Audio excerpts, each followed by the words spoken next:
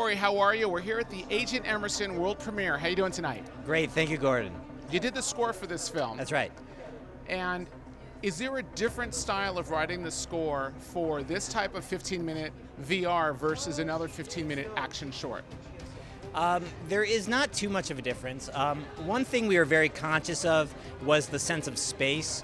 You're always writing whatever music or sound design or production design, any movie experience, you're designing for the medium that it's going to be in, whether it's theatrical, television, or in this case, virtual reality.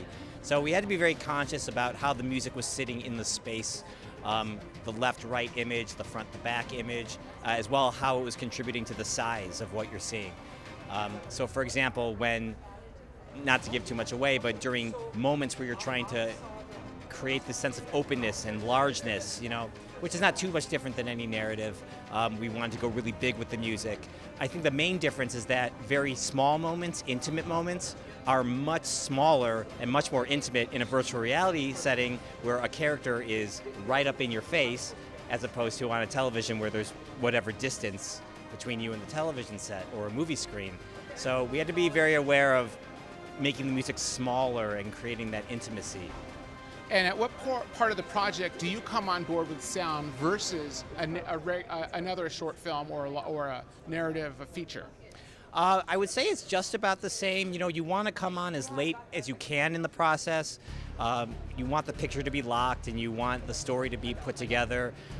In this situation, because of all the VFX involved, all the technology involved, I was involved earlier than I would have been on a normal film. So there were a lot of elements that were changing and a lot of VFX that weren't in place, and had to imagine what it would be like. And with Ilya sitting beside me in my studio, he would describe scenes and moments to me that weren't fully formed yet.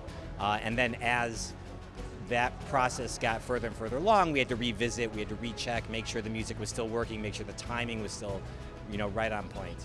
Is there a way I can listen to this music, maybe download it somewhere? Yes, so Sony Digital is releasing the soundtrack, the full album, plus a special bonus track. The soundtrack features our main soloist Tina Guo on cello and electric cello. She became the voice of Agent Emerson in the score. This was something that Ilya picked out early on in the scoring process. He loved the cello and he loved the way that Tina, who's been featured on Hans Zimmer soundtracks and has toured the world with Hans Zimmer and other major motion picture soundtracks. She just loved the emotion and the personality and the style and the character that she brought to her playing, and she felt that encapsulated the main character, Agent Emerson. So featuring Tina, the full soundtrack, plus a special bonus track of just Tina's playing, a suite of cello, if you will be released by Sony Digital on November 22nd. When you're writing or composing, does each character get one specific woodwind? They can. In this case, we gave Emerson the cello, lower, full-bodied, chest-voiced, very manly traditionally, and we gave Lyndsy's character, Alex, the voice of the violin. So there's, for example, in one scene where it's Alex and Emerson together, there's this back and forth conversation between the cello and the violin. And in other moments of the score, the violin just creeps in here and there, indicative of her character. So it doesn't always work like that, where characters get specific instruments, but in our case it did.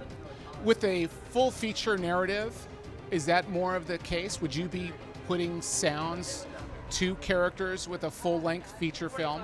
Absolutely. That's the first thing that I would do, that many composers do when writing a feature-length score, is to establish the themes and establish the sound of those themes and to what character or location or emotion that they're attributed to. Now, Danny Elfman coming in from music. One of Ilya's favorites. The Oingo Boingo. He was unavailable, so Ilya hired me for this. So with Danny Elfman coming in with that style of music, what's his advantage coming into movie scores versus someone trained to do movie scores? Or is there an advantage? The only advantage, if you will, is that he has an established voice. He has an established musical personality that he can build off of. That's what young composers everywhere are always trying to do, whether they're classically trained, working in film music or concert music, or they're in a band. They're always trying to find that sound, that voice that represents them and their style.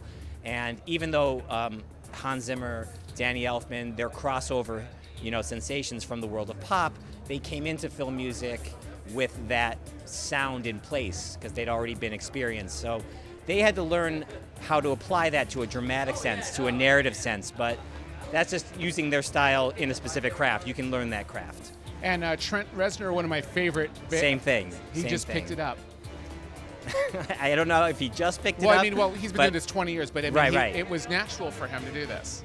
I mean, people who make dramatic music away from picture, there isn't a ton of difference applying that to the picture. The nuances of syncing it up to picture and crafting that direction and that evolution of the music and that build through the drama, that's just a skill that can be developed. But the hard part is getting that sound first. Well, we'll see what happens, and if we have some Post Malone writing some scores here in 10 years. All right, thank you. Thank you.